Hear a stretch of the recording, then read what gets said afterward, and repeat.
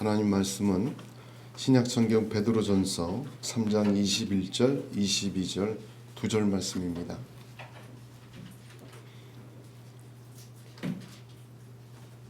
함께 봉독합니다. 물은 예수 그리스도께서 부활하심으로 말미암아 이제 너희를 구원하는 편이 곧 세례라. 이는 육체의 더러운 것을 제하여 버림이 아니요 하나님을 향한 선한 양심의 강군이라. 그는 하늘에 오르사 하나님 우편에 계시니 천사들과 권세들과 능력들이 그에게 복종하느니라. 아멘.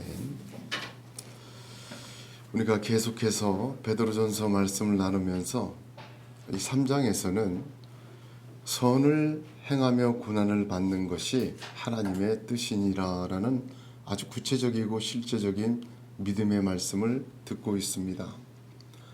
계속해서 들려주시는 이 하나님의 말씀을 생각해 보면 우리의 매일매일의 일상과 순간순간의 삶 속에서 얼마나 실천적인 말씀인가 생각을 하게 됩니다. 우리의 일거수 일토족이 또는 우리의 삶의 내용과 또한 삶의 순간들이 하나님 보시기에 좋은 선한 행위로, 선한 그 삶으로 채워주시는 그런 믿음이 있기를 주님의 이름으로 축복합니다. 얼마나 귀한지 모릅니다. 하나님은 그걸 통해서 하나님 나라 이루시고 하나님의 놀라운 뜻을 세워 가시는 것입니다. 그런데 이 선을 행한다는 것이 어떻게 보면 악한 세상에서 참 쉽지 않은 일이에요. 쉽지 않은 일이고 또 악한 세상에서 하나님 보시기에 좋은 일을 하는 것, 그것은 하나님과 나만의 비밀이지 세상 속에서는 오히려 그런 일들이 오해를 사고 또 이렇게 모함을 하고 그것을 깎아내리고 비방을 하고 하는 그런 고난당하는 경우가 많이 있습니다. 그럼에도 불구하고 성경은 뭐라고 얘기하시냐면 그렇게 선을 행하다가 고난을 받는 것 하나님의 뜻이다. 그것을 통해서 하나님은 놀라운 하나님의 역사를 이루어 가신다. 성경은 계속해서 그것을 증거합니다. 구약 성경에서 제일 볼 때 다윗과 같은 사람, 예수님처럼 말해지는 유일한 사람인데 이 다윗을 보게 되면 얼마나 위대합니까? 다윗은 사울이 죽이려고 했어요. 온 나라를 다 동원해서 다윗을 죽이려고 할 때 다윗이 목숨을 부지하기 위해서 원수의 나라 블레셋으로 들어갑니다. 거기까지는 못 오니까. 원수의 나라 블레셋에 들어가서 다윗이 어떻게 하냐면 자기가 죽이던 살리던 관심 두지 않을 사람으로 나타나기 위해서 미친 척을 합니다. 문에 그적거리고 침에 수염을 흘리고 미친 척을 했어요. 그걸 보니까 야, 골리앗 죽인 다윗 맞아? 저거 내버려둬라. 쫓아내라. 죽일 가치도 없다. 해서 그 다음에 아둘람 굴로 피하게 돼요. 아둘람 굴에 들어갔을 때 다윗의 심정이 어떻겠습니까? 근데 그때 지은 시가 시편 34편인데 그 속에서 13절에서 15절을 제가 읽어보면 참 위대합니다. 내 혀를 악에서 금하며 내 입술을 괴사한 말에서 금할지어다. 악을 버리고 선을 행하며 화평을 찾아 따를지어다. 여호와의 눈은 의인을 향하시고 그 귀는 저희 부르짖음에 기울이시는 도다. 어떻게 이런 고백을 할 수 있겠습니까? 저도 엎드려서 이 말씀을 몇 번씩 묵상하다 보면 며칠씩 반복하다 보면 이해도 가더라고요. 왜냐하면 지금 이 다윗에게는 솟아날 구멍이 하나님밖에 없어요. 세상 그 누구도, 세상 그 어떤 것도 의지할 곳도 없고 한마디로 하나님 한 분 외에는 자기의 그 삶과 그 속에서 헤어나올 길이 없어요. 다윗의 입장은 뭡니까? 그 세상은 다 나를 안 듣는다. 나를 죽이려 한다. 내 소망은 딱 하나다. 하나님이 들으시고 하나님이 봐주셔야 된다. 그러면 하나님 눈에 들어야 되겠다. 지금 내가 이렇지만 나는 하나님 눈에 들어야 되겠다. 선을 행하며 화평을 찾아 하나님을 따라가겠다. 왜? 하나님은 그런 사람을 보시고 주목하시고 그런 사람의 소리를 들어주시기 때문이다. 그렇게 고백했던 것입니다. 베드로 사도가 선을 행함으로 고난을 받는 것이 하나님의 뜻이라고 하셨습니다. 어떻게 보면 하나님 보시기에 좋은 것만 하다 보면 박수보다는 어려움 많이 당해요. 근데 그걸 알아야 됩니다. 그 어려움이 하나님 한 분만 바라보게 되는 계기가 됩니다. 하나님 한 분만 붙드는 계기가 됩니다. 하나님만 바라보고 하나님만 붙드는 그것은 놀라운 하나님의 축복과 역사의 길로 인도하시는 하나님의 위대한 손길입니다. 그런 사람을 들으시고 그런 사람을 하나님은 주목하여 보시고 그 사람을 통하여 하나님의 나라 새 창조 이루어 가시는 것입니다. 노아가 그러지 않았습니까? 노아를 통하여 세상을 심판하시고 새로운 시작을 하셨어요. 예수 그리스도가 그렇지 않습니까? 예수 그리스도로 말미암아 하나님의 나라를 새롭게 시작하신 하나님이십니다. 오늘 저와 여러분이 그 하나님의 뜻을 이어가고 그 하나님의 뜻을 이어받는 다윗과 같은 믿음이 있기를 주님의 이름으로 축복합니다. 여러분이 우리가 이렇게 살 때 성경은 뭐라고 얘기하십니까? 히브리서 2장 18절에 자기가 시험을 받아 고난을 당하였은즉 시험을 받는 자들을 능히 도우시느니라. 할렐루야. 오늘 이 능히 도우심의 능력의 역사가 저와 여러분에게 믿음으로 나타나는 은혜의 아침 되기를 주님의 이름으로 축복합니다. 오늘 본문을 보면 그 믿음을 더욱 굳게 해주는 말씀이에요. 오늘 본문도 매우 저는 말씀을 묵상하면서 일주일 내내 씨름하며 이 말씀은 매우 깊은 우물에 건져 올리는 생수와 같다. 깊은 우물에서 건져 올리는 생수로 마시고 또한 손과 발만 담그지 말고 온몸을 그 생수에 담그는 은혜의 역사, 성령의 인도하심이 말씀 가운데 있기를 간절히 소원합니다. 오늘 본문 21절을 한번 보겠습니다. 21절을 보게 되면 물은 예수 그리스도께서 부활하심으로 말미암아 이제는 너희를 구원하는 편이 곧 세례라. 이렇게 한 문장으로 되어 있습니다. 히브리어 원문 성경은 조금 다릅니다. 히브리어 원문 성경은 물이 아니라 그것이라고 했어요. 관계대명사로. 그것은 이제 너희를 구원하는 편이 곧 세례라. 이렇게 시작합니다. 그것은 이제 너희를 구원하는 편이 곧 세례라. 이 세 가지가 나오죠. 그것이 물입니다. 물과 구원의 표와 세례는 같은 것이라는 뜻이에요. 여러분 이게 얼마나 깊은 이야기인지 모릅니다. 노아의 홍수부터 출애굽부터 다 얘기를 해야 돼 깊이 이해를 하는데 하나님께서 오늘 지혜를 주셔서 저와 여러분에게 깨닫는 그런 마음 주시기를 원합니다. 물과 구원의 표와 세례는 같은 것이다. 그렇게 시작한 거예요. 그리고 나서 예수 그리스도의 부활하심으로 말미암아 이렇게 되어 있죠. 자, 그러면은 이 말씀은 이런 뜻입니다. 무슨 뜻인고 하니 예수 그리스도의 부활로 말미암아 그것은 무지요. 이제 너희를 구원하는 편이 곧 세례라 이렇게 됩니다. 이러면 이해하기가 쉬워요. 물과 구원의 표와 세례가 어떻게 하나입니까? 예수 그리스도의 부활로 하나가 됐어요. 굉장히 어려운 말 아니겠습니까? 어떻게 이해를 하고 어떻게 은혜를 나눌까? 뭐 기도하는 수밖에 없죠. 저는 한 주 동안 우리 성도님들 한 사람 한 사람 이름 불러가며 계속 기도했습니다. 이 말씀에서 동일한 은혜 주시옵소서. 동일한 깊이 주시옵소서. 성령님 아니고는 이 말씀의 은혜 함께 누릴 수가 없습니다. 역사하여 주시옵소서. 중보를 일주일 동안 했으니 열심히 했으니 오늘 말씀 가운데 그 은혜 나타날 줄로 믿습니다. 여기 제일 먼저 그것이라는 말, 물이죠. 그것은 무엇을 가리키냐면 우리 성경은 물로 했지만 자 20절을 보세요.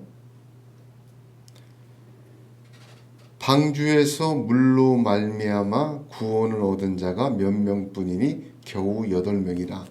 이것을 받는 말이에요.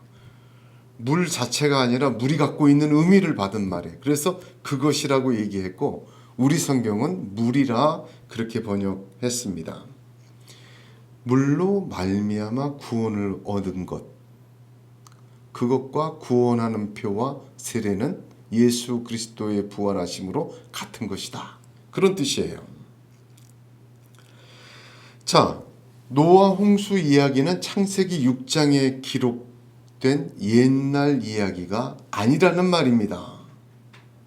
20절 말씀에 노아의 홍수에서 방주에서 물로 말미암아 구원을 얻은 자가 몇 명뿐이니 겨우 8명이라.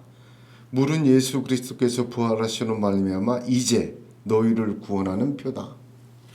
무슨 뜻입니까? 노아의 홍수에서 물로 구원받은 8명이 남의 얘기 아니다. 이제는 니네 얘기다. 바로 우리 얘기다. 왜? 예수께서 부활하심으로 말미암아 그 능력의 하나님의 역사는 바로 오늘날 우리 성도에게 이제 그대로 적용되고 이루어지는 하나님의 역사다. 그런 뜻입니다. 할렐루야. 여기 너희라는 말이 누굽니까? 이것도 깊이 봐야 돼요. 너희라는 말은 겨우 8명이라 하고 연결이 되는 말이에요. 그때는 겨우 물로 구원받은 사람이 8명이었지만 이제는 그와 똑같은 역사로 구원하시는데 예수 그리스도로 말미암아 온 성도 예수 그리스도를 주로 영접하는 모든 사람이 방주에서 구원받은 8명과 같은 것이다. 이제는 왜? 예수 때문에. 우리가 예수를 주로 고백하고 구원 얻었어요. 거저 얻었지만 이게 얼마나 놀라운 사건인지 홍수 심판 때는 8명밖에 못 받은 구원을 예수 그리스도의 십자가의 죽으심과 부활하심으로 그를 주로 고백하고 값없이 은혜로 구원받은 우리 성도들은 그 8명의 또 다른 8명이다. 비교할 수 없는 하나님의 구원의 은혜를 그 한두 마디로 설명해 주고 계십니다. 악함이 가득한 세상에서 노아와 그 가족 8만 구원을 받았습니다. 그 세상 속에서 구원받은 것은 방주였지만 악함이 가득한 세상 속에서 우리는 예수 그리스도로 말미암아 그분의 십자가와 부활이라는 방주와 같은 역사 속에서 우리는 거저 구원을 받았어요. 그러므로 우리는 하나님 보시기에 선을 행하여야 한다는 말입니다. 그 정도의 하나님의 은혜라는 말입니다. 물은 구원하는 표라 하였습니다. 대부분 이 구원하는 표를 잘못 해석을 하셨더라고요. 1차적으로는 세례가 구원하는 표다. 세례 받는 것, 우리 다 세례 받았지 않습니까? 이 표라는 말, 이거 생각해야 돼요. 표라는 이 말은 헬라어로 안티티폰입니다. 근데 여기를 보세요. 이거 설명을 들어야 돼요. 이 단어가 히브리서의 9장에서는 그림자로 번역됐어요. 이 안티티폰이라는 단어의 근본적인 뜻은 뭐냐면 도장 아시죠? 도장. 도장을 파요. 왜 팝니까? 찍으려고 파죠. 안티티포는 뭐냐면 도장이 아니라 날인한 것을 가리켜요. 실체가 아니라, 도장은 실체죠. 그러니까 도장을 이렇게 찍으면 인이 나오잖아요. 도장에 증거들이 있죠. 이 인을 보면 뭐를 생각해요? 아, 도장이 있구나. 인감 도장을 딱 찍은 게 그 증서가 왜 효력을 갖습니까? 그 도장 때문에 효력을 갖는 거죠. 그렇죠? 구원하는 표다 그랬죠. 물은 구원하는 표다. 과거의 홍수, 노아의 홍수 이야기는 8명 구원받은 것은 원래 있는 구원에 도장 찍은 거와 같아. 그 뜻이에요. 증표라는 뜻이 아닙니다. 세례는 말이죠. 너희가 구원받은 하나님의 놀라운 역사를 찍은 거야. 어떤 도장인 줄 아세요? 예수님이 십자가에서 죽으시고 3일 만에 부활하신 그 도장. 그 도장을 너한테 찍은 거야. 증표가 아니라 그 도장의 그 표야, 표. 그런 사람들은 예표라고 얘기를 해요. 그래서 뭐 구약의 다윗은 신약의 예수 그리스도를 예표한다. 그 표현이 잘못됐다고 생각해요. 왜냐하면 하늘에 있는 것이 실체고 땅에 있는 것이 안티티폰이에요. 예수로 말미암는 구원이 실체예요. 실체. 본질이에요. 그 그림자가 뭐였어요? 노아의 홍수도 되고, 또한 예수가 실체라면 예수의 빛이 비춰진 사람들이 모세요, 다윗이요, 요셉이요, 그런 사람들이에요. 그들이 실체라 예수를 예표하는 게 아니에요. 예수께서 그들에게 비추어 주셔서 그들에게 나타난 거예요. 그러니까 구원하는 표라. 이 말은 무슨 뜻입니까? 증표라는 뜻 아닙니다. 잘못 사용하고 있죠. 첫 번째 증표라는 뜻 아니고, 두 번째 실체는 예수 그리스도예요.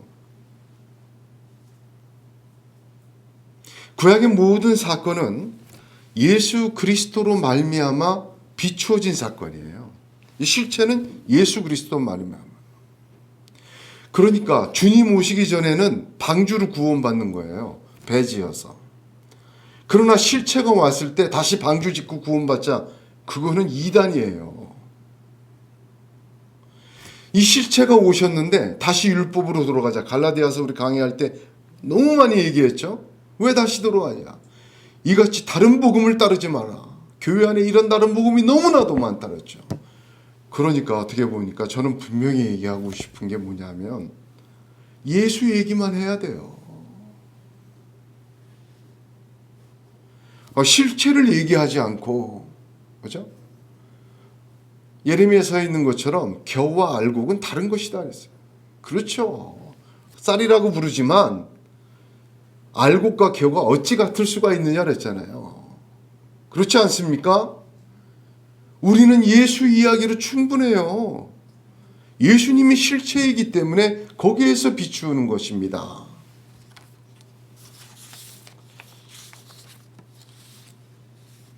물은요, 노아의 홍수는 예수님으로 말미암아 이루어질 완전한 구원의 예표였어요. 그림자였어요.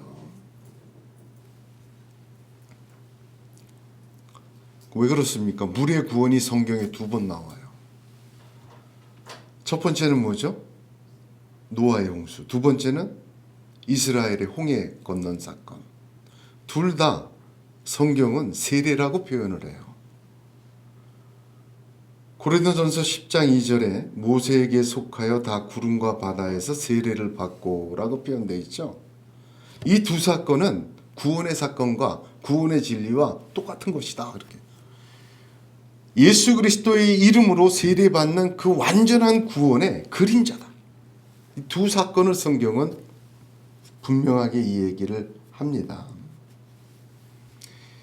물로 말미암아 하나님의 택한 자가 구원받을 때 심판받은 사람들이 있어요. 악한 세상은 다 죽었어요. 홍수 때.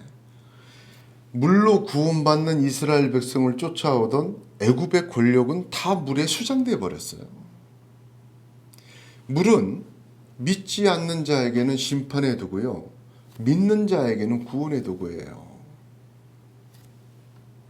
홍수와 홍해의 세례는 모두 물로 이루어집니다. 그러나 달라요. 홍수와 홍해, 이것은 세례라는 완전한 구원의 그림자예요. 홍수와 홍해로는 구원이 완성되지 못했어요. 홍수로 구원받은 노아와 8가족은 아담 이후에 하나님의 악을 싹 쓸어버린 세상에서 그들만 남았잖아요. 그리고 다시 복을 다 주셨어요. 농사를 열심히 지어가지고 막 소출이 풍성했어요. 너무 아름다운 세상이 됐어요. 그런데 뭐 했습니까? 창세기 9장에 바로 홍수 이후의 사건은 노아가 그 축복을 가지고 술을 먹고 취해서 벌거벗었다. 장막에서 빨고벗고 누웠다. 히브리 성경을 보게 되면 그 고의적인 사건이에요.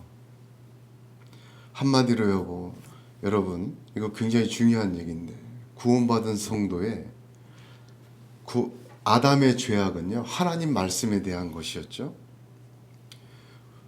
홍수에서 구원받은 노아의 죄악은 방종입니다. 방탕이에요. 이거 우습게 보면 안 돼요. 구원받은 성도가 원수 마귀의 괴계로 실패하는 가장 강력한 죄악은, 이제 다시 선악과 따먹을래 안 먹을래, 마귀 그렇게 안 해요. 따먹었으니까 이미. 노아에게는 어떻게 했습니까? 방종입니다. 근데 놀랍지 않습니까?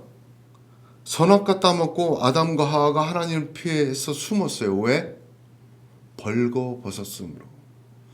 노아는 술 먹고 취해서 장막에서 어떻게 했어요? 벌거벗었어요. 같은 결과를 초래했습니다. 선악과를 따먹은 것과 방탕한 것과 같은 결과를 초래했어요. 구원받은 성도들은 방탕하게 살아서는 안 됩니다. 아예 하나님 주신 거야, 누려야 돼. 무슨 소리예요 그게. 자유해야 돼. 여러분, 이건 노아 홍수 이후에 구원받은 성도를 유혹하는 마귀의 역사예요.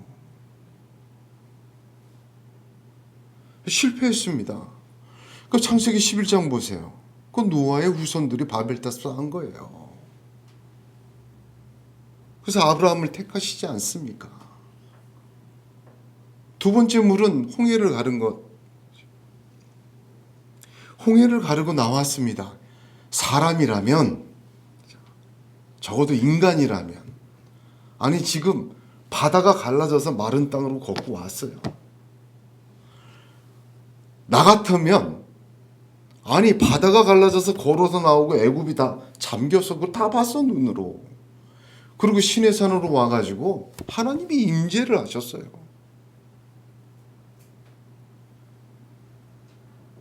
그리고 모세가 십계명 받으러 올라갔어요. 근데 어떻게 거기서 금송아지를 만듭니까? 어떻게 아론을 죽일 듯이 협박을 해서, 모세는 어떻게 된지는 모르고 하나님은 나랑 관계도 없으니 이제 애굽으로 돌아갈 신을 부어 만들어내라 말이에요. 사람이라면 어떻게 그럴 수 있을까? 아니 인간이라면 어떻게 그럴 수 있을까? 그럴 수 있어요. 악함이라는 것은 저 자신을 보아도, 우리 세상을 봐도 굉장히 강력합니다. 굉장히 강력해요. 홍해를 건너서 세례라고 얘기했는데도 불구하고 그 홍해를 걷는 것도 실패했어요. 벌거벗은 것을 깨달은 아담은 무화과 나무 잎으로 자기 몸을 가렸지만, 벌거벗고 뻗어있는 노아는 그 아들이 옷으로 가리었어요. 무화과 나무 잎은 말라서 시들어서 영원히 가릴 수가 없습니다. 옷으로 덮은 그 옷도 낡아지는 의복에 불과한 겁니다. 그래서 갈라디아서에서는 예수 그리스도로 옷 입으라고 자꾸 얘기하잖아요. 무슨 말입니까? 물로 구원받은 완전한 구원의 그림자 두 번, 홍해와 홍수는 사람들의 실패를 갖고 왔어요. 왜? 더 이상 그들은 안 돼. 그들 능력으로는 할 수가 없어. 홍수에서 건져내봤자 술 먹고 고의적으로 벌거벗어 아담으로 똑같이 돌아갔어. 홍해를 가지고 건너내봤자 신의 산에서 금송아지 만들고 앉았었어. 그리고 하나님이 포기하셨냐? 너 2000년 전 우리 주 예수 그리스도께서 사람의 몸을 입고 이 낮고 낮은 땅 위에 오셨습니다. 죄인들을 대신하여 십자가에서 죽으시고 그 죄를 씻어버리시고 그가 부활하시고 하늘 보좌 우편에 앉으셔서 천사와 권세와 모든 권세를 복종시키시는 하나님의 능력으로 세례받은 자 구원을 이룹니다. 할렐루야. 그게 세례예요. 그게 다른 점이에요.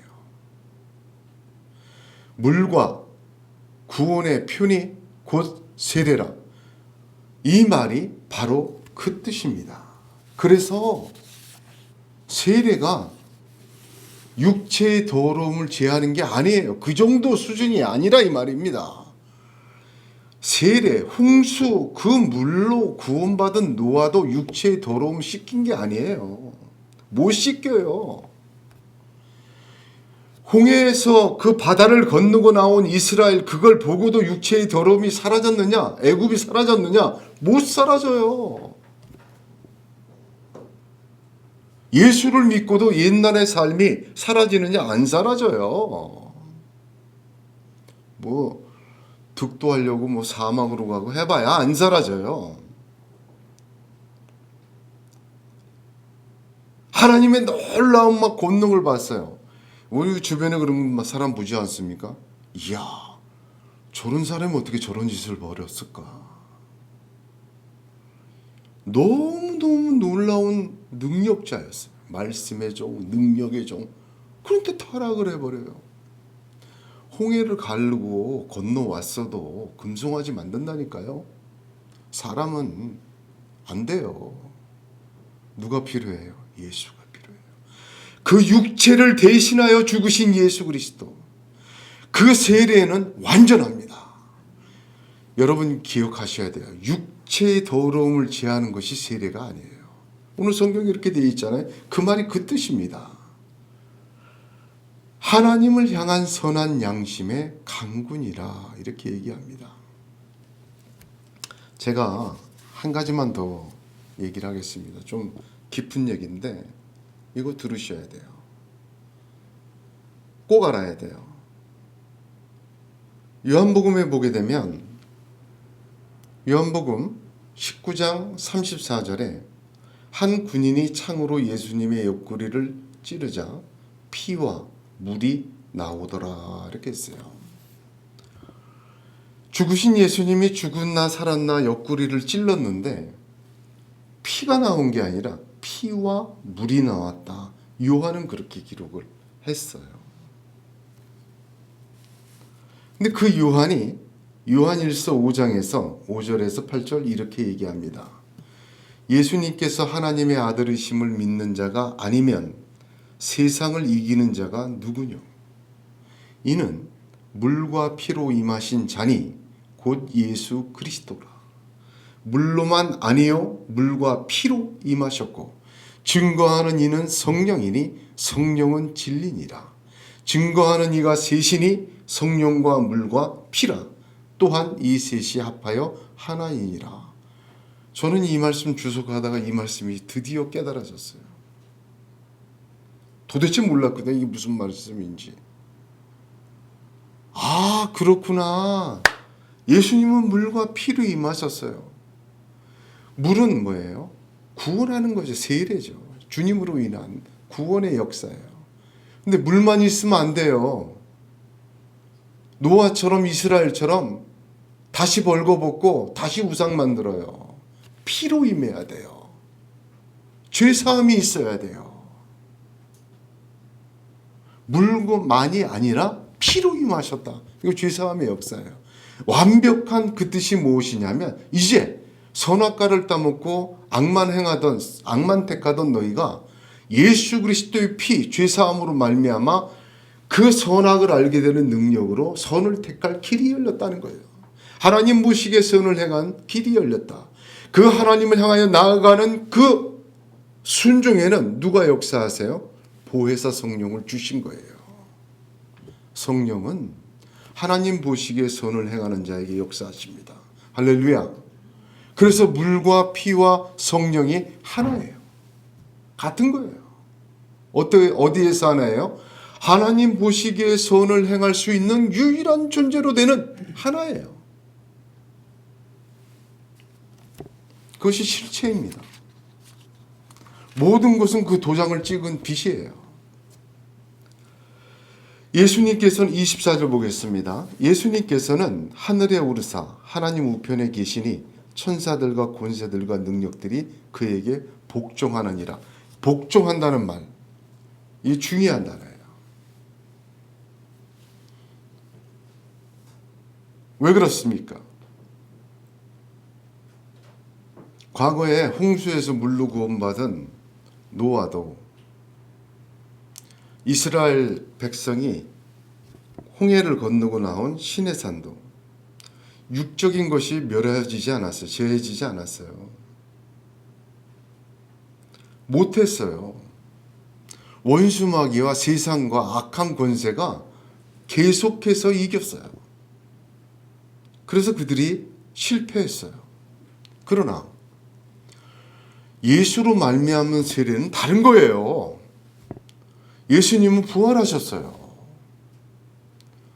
죄사함을 이루시고 부활하셨어요. 그리고 하늘에 오르셔서 하늘 보좌 우편에 앉으셔서 세상 모든 권세를 그 발 아래 두셨어요.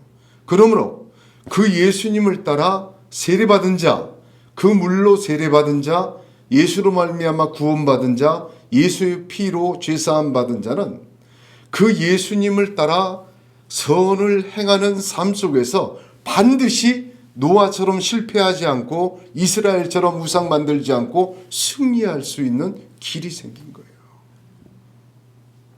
이 두 절 말씀이 그 확증을 주시는 말씀입니다.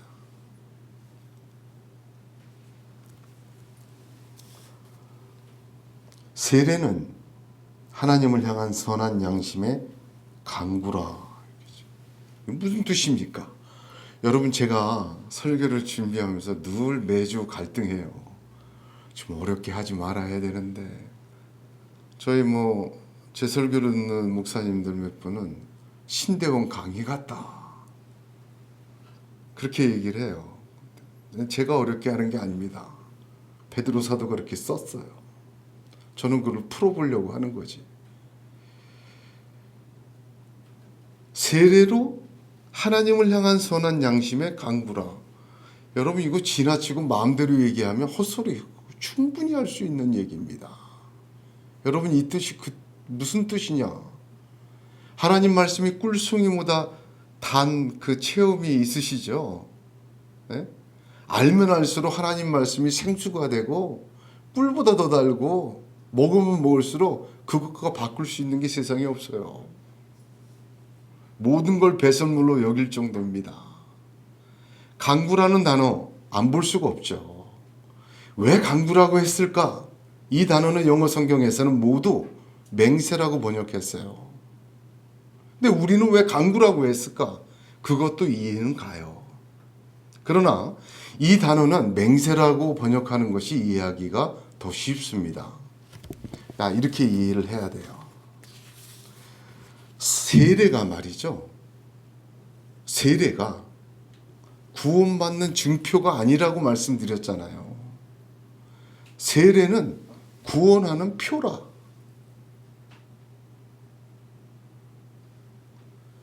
한번 내가 여쭤볼게요. 처음에 세례를 준 게 신약성경 세례 요한부터 시작이 되는데 세례받고 구원받았어요? 구원받고 세례받았어요?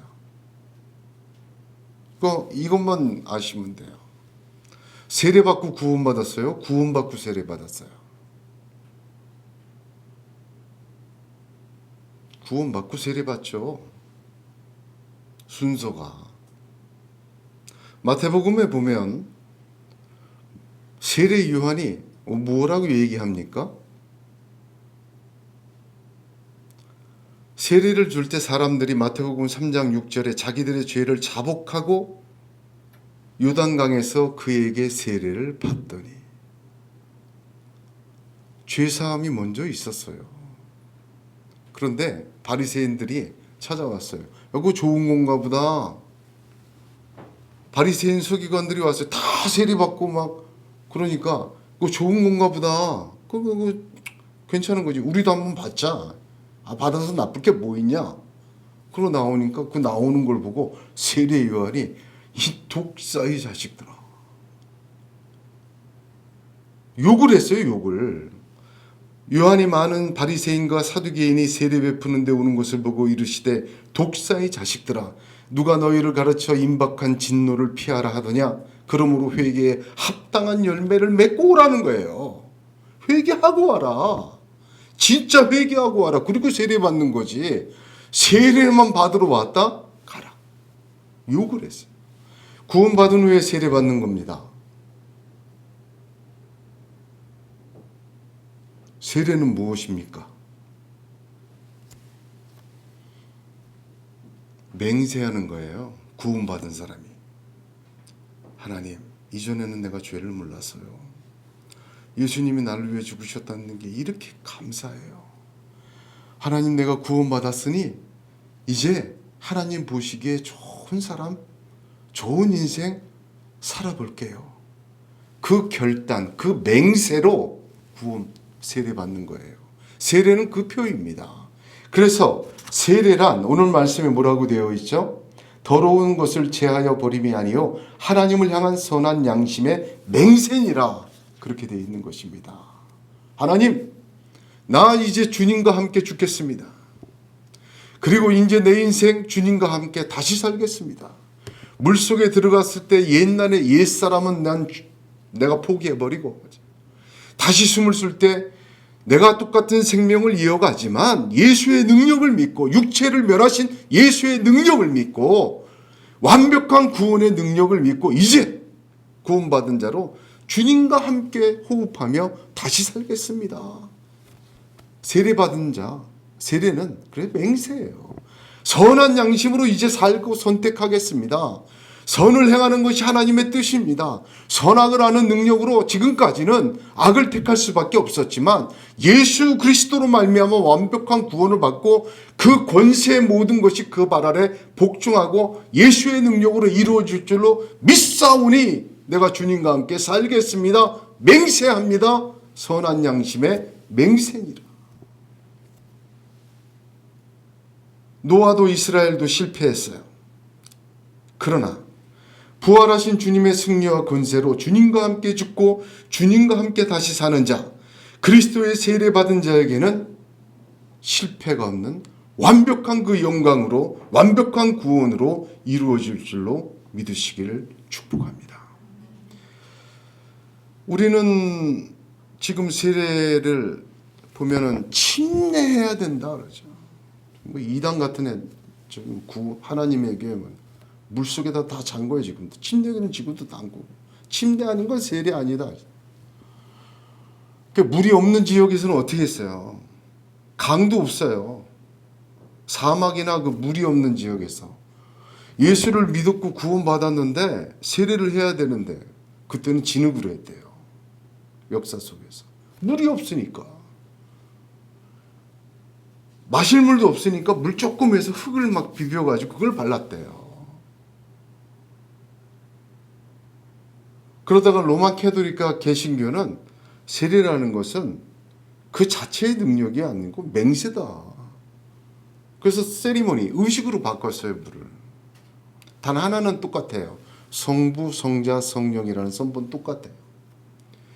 그래서 이 물을 3번 뿌립니다. 성부의 이름으로, 성자의 이름으로, 성령의 이름으로. 그건 똑같아요. 지금도 어떤 분은 세례 줄 때 보면 거의 바가지 뜨듯이 갖다 들이붓는 분이 있어요. 그것도 맞아요. 이렇게 조금씩 안 한다. 이렇게 떠갖고 막 주는 분이 있어요. 어떤 목사님 그렇게 하셨어요. 제가 봤거든. 그 세례 받으러 왔다가 홀딱 젖어요. 머리만 묻히는 게 아니라 물을 떠서 막 이렇게 들이붓더라고. 여자분들은 좀 당황하는 분들도 있었는데, 그 의식이 무슨 중요성이 있나? 그게 무슨 증표인가? 아닙니다. 선한 양심으로 하나님 보시기에 선을 행하며 살겠다는 맹세예요. 구원받은 자가. 노아의 홍수보다, 이스라엘의 홍해보다 더 크고 위대한 완벽한 실체의 구원을 받은 자가 하나님을 향하여 살겠다는, 하나님의 뜻을 이루겠다는 맹세로 하는 것이 세례예요. 그러므로 우리의 세례, 맹세는 결코 노아와 이스라엘처럼 실패하지 않고 선을 행하며 고난을 받지만 하나님의 뜻을 반드시 이루게 됩니다. 누구처럼? 우리를 물과 피로 거듭나게 하신 예수 그리스도의 부활하심처럼. 그 부활하심으로 말미암아 그 승리는 보장이 되어 있고 증거가 되어 있고 확인이 되어 있는 실체의 도장으로 우리에게 다가온 것입니다. 하나님은 그런 성도를 통하여 하나님 보시기에 좋은 세상으로 만들어 가고 계십니다. 그 역사는 우리 주 예수 그리스도의 십자가 부활을 통하여 입증되었습니다. 그러므로 우리가 여기서 주님과 함께 하나님 보시기에 좋은 일, 선한 일 행하는 것은 하나님의 뜻을 이루어 하나님의 나라를 세우시는 하나님의 도구 되는 길입니다. 하루를 살면서, 다음 주를 살면서 우리의 인생을 걱정하면서 매일 잘 주무실 때, 일어날 때 그날 일도 생각하고 뭐 안 되면 뭐 메모도 하고 그렇지 않습니까? 거의 다 메모하잖아요. 누구 생일도 메모하고 누구 기념일도 다 그 사람들을 위해 기쁘게 하는 일들 아닙니까? 내게 필요한 것들 하면 나를 기쁘게 하는 것들 아니에요? 사랑하는 성도 여러분, 저와 여러분, 저도 마찬가지고 오늘 이런 결단을 성령께서 주셨으면 좋겠어요. 하나님을 기쁘시게 하는 일로 하루가 채워지기를 주님의 이름으로 축복합니다. 여러분, 그런 삶 속에서 이는 내 사랑하는 자여 내 기뻐하는 자라는 음성을 들으시고 눈이 열려지고 귀가 열려지고 마음이 열려지고 하나님이 얼마나 세심하게 우리를 쳐다보고 계시는지 깨닫게 돼요. 고백하게 돼요. 우리의 일정표나 계획에 매일에 하나님을 어떻게 하면 기쁘시게 할고, 그런 믿음의 결단이 있기를 주님의 이름으로 축복합니다. 기도하겠습니다.